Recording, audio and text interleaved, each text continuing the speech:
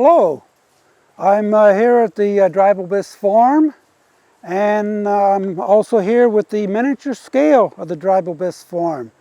This is an HO scale, that's 1 inch equals 8 feet. We have the barn right here.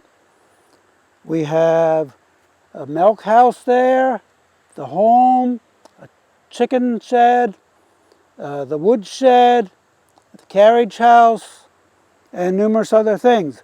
We also have what the ice house looked like when you had to have ice. So there's ice harvesting going on, and there's traces of the Lenape Indians in this area that date back way far back.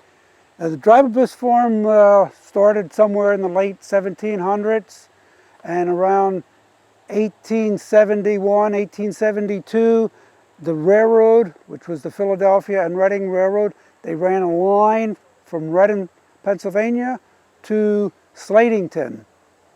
And for many years, it operated back and forth, passenger service, picked up milk at different farms. And I have something new here.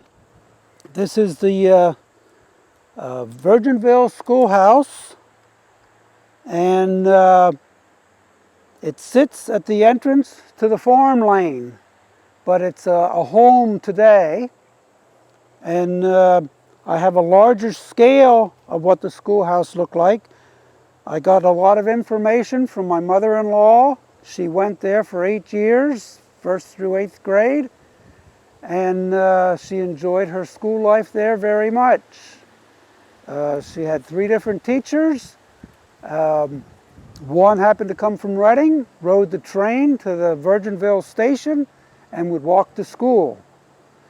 From there, the train would continue up through. Some students from this area went to Slatington after 8th grade, and some went to Fleetwood, and some went to other schools, Kutztown. And it's just the way it was back in the 1920s and 30s.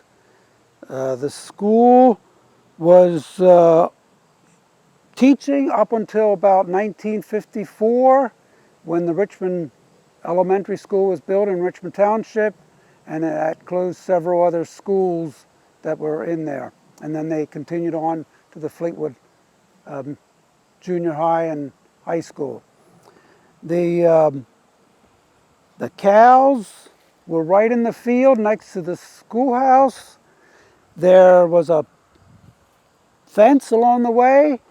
My mother-in-law said they would take the top rail off sometimes and turn it and make it into a seesaw. This was early entertainment for the children of the school ages. Sometimes they divided the classes up into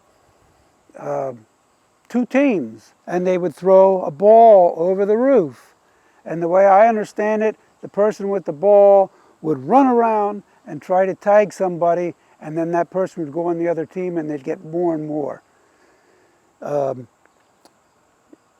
There was no electricity in the school, so school was from about 7:30 to about 3:30, and therefore they utilized the light.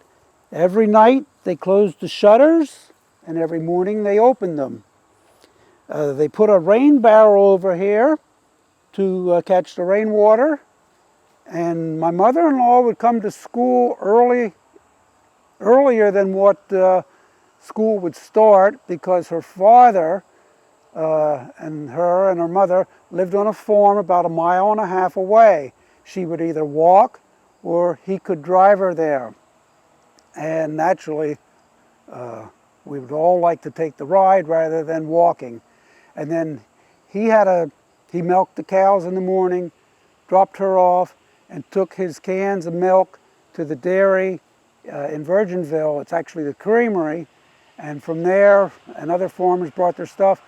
It got loaded up on a truck, and I understand later on they utilized the railroad and took it to Abbott's Dairy in Philadelphia. So I'm assuming they made good ice cream there. So other than